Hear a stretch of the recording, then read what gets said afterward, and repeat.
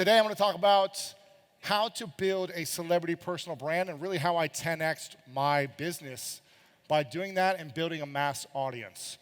And I remember having a Skype call with a guy named Grant Cardone about 7.5 years ago. And I asked him at the very end of this call, I said, what would you do differently? What would you do differently with your time, with your money, with your investments? And he gave me a piece of advice that really transformed my business. You know, I'm not as smart as a lot of these speakers that have been up here in certain things. I just try to do things very simple and execute over and over and over again and be myself.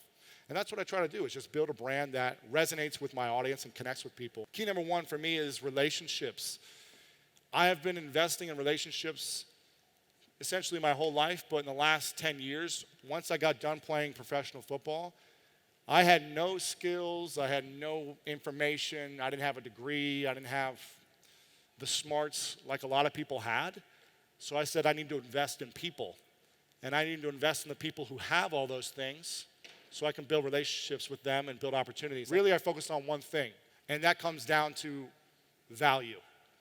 I think about, every time I connect with someone, and I've had a lot of people come up and connect with me over the last 24 hours, and it's been great to meet some of you. And some of you have done an amazing job just meeting me for the first time in the things you say, and some of you, I would give some constructive feedback on how to connect with someone like me or anyone else. Because right away, I can tell someone's agenda. Anyone can. We can all tell someone's agenda. Whether we're getting a cold call or meeting someone in person or I'm up here on stage, you can tell my agenda. And for a while, when I first started in business, I was focused on being the king of diamonds. I wanted to make as much money as fast as possible. So I was doing things not to build sustainable relationships that lasted forever with influencers and with my audience.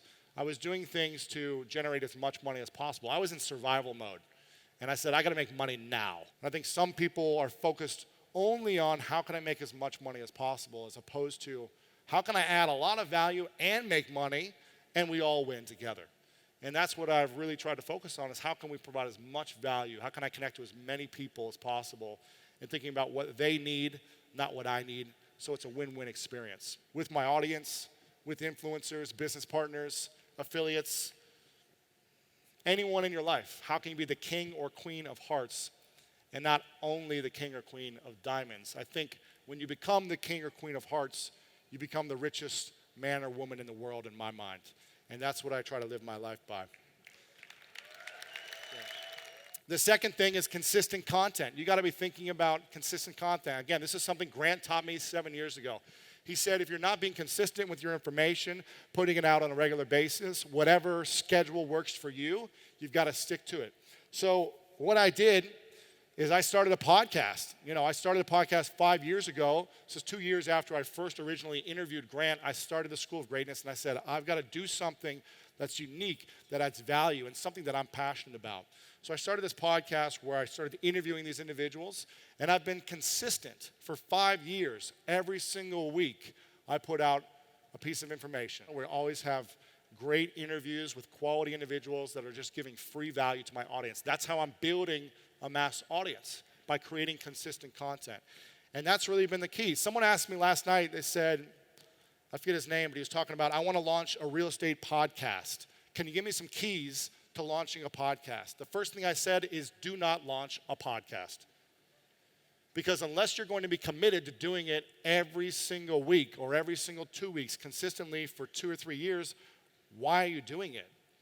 You got to think about the long-term value you're building with your audience. If you just want to do it because the cool kids are doing it, it's just not going to last long-term. So key 2 is consistent content. And that's what I focus on, is how can we streamline that process. Key 3 is promotion and press. So once you have the content out there, you've got to be so consistent with promoting it to your audience and getting them to share it as well, but also getting bigger audiences to promote. The press.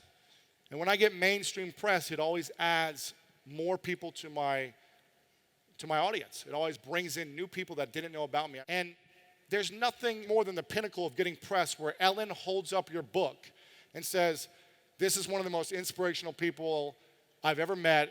Go read his book and download his podcast. It really doesn't get bigger than that for someone like me in my space.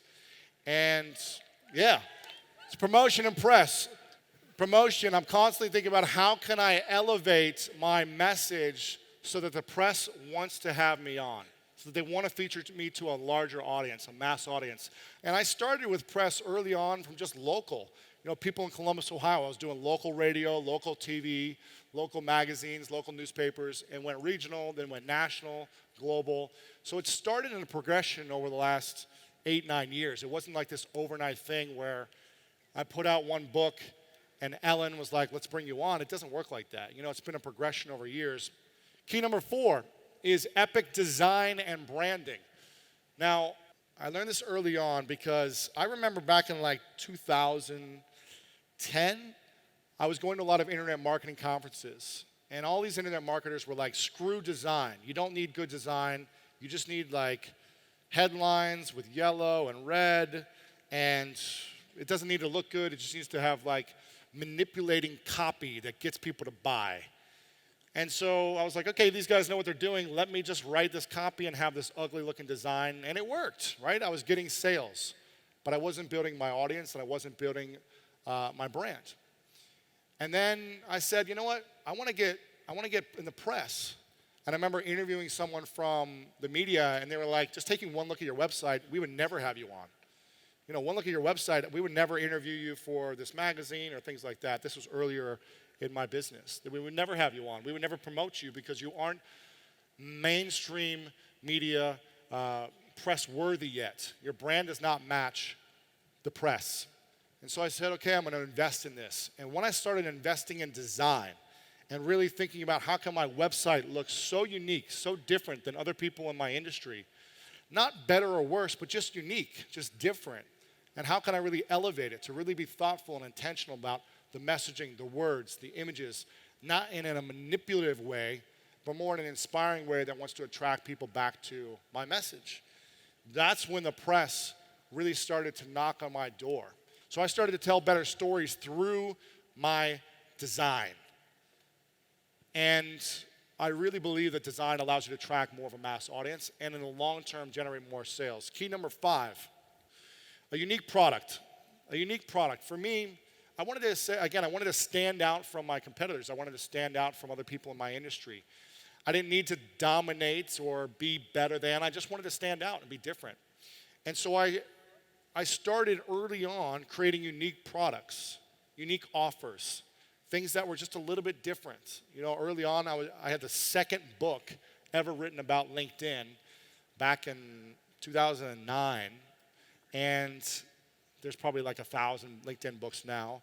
I wrote a book called The School of Greatness. It was a New York Times bestseller. There weren't a lot of people in my space who were going more mainstream, bigger books like that. Then I pivoted and wrote a book about masculine vulnerability. There are no online marketers talking about that. I can guarantee it. There's just not many people that are willing to reveal themselves in this space and talk about those things. And for me, I felt like that was the thing that I needed to do to help support my growth. Maybe the thing that's not going to make me the most money, because this book doesn't make me a lot of money, but it gets me the press, it gets me the attention, it gets me the audience, it gets me the people that connects to their heart on the deepest level. And when I connect to someone's heart, I believe that they'll stay around for a long time. They just want to be in the ecosystem of the content I'm putting out and what I'm providing. My event, this is a unique event. I've never been to an event done this way, this big, with the type of audience that's here, with the production level. I mean, they've done an incredible job. Grant's done an amazing job in essentially a year figuring out how to do an event and put together one of the biggest events. Clap it up for Grant for putting this together.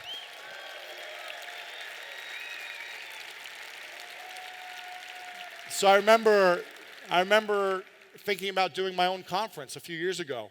And I said, there's a lot of conferences that are done just the same. And I wanted mine to be different. So we created a unique environment in our conference. It's in this beautiful, opera-style theater, and it's connecting on a different level as opposed to just a conference ballroom like most events we're at. So you got to have a unique product. In my opinion, it's got to stand out. It's got to be different. And I'm constantly looking at how can I create new products. Grant always tells me, he's like, you got to have more products, man. You got to have more products. He's always telling me to create new products. My team's like, we got too much going on. We got to just focus on what we're doing. So I try to balance what Grant is pushing me to do and what my team says we need to do. But our courses, from our books to our courses, like the way we create them, the way we develop them, the way we add value, it's all unique and different. And that's what I focus on. How can we be unique and stand out? It's easier to sell something when you stand out and you're different.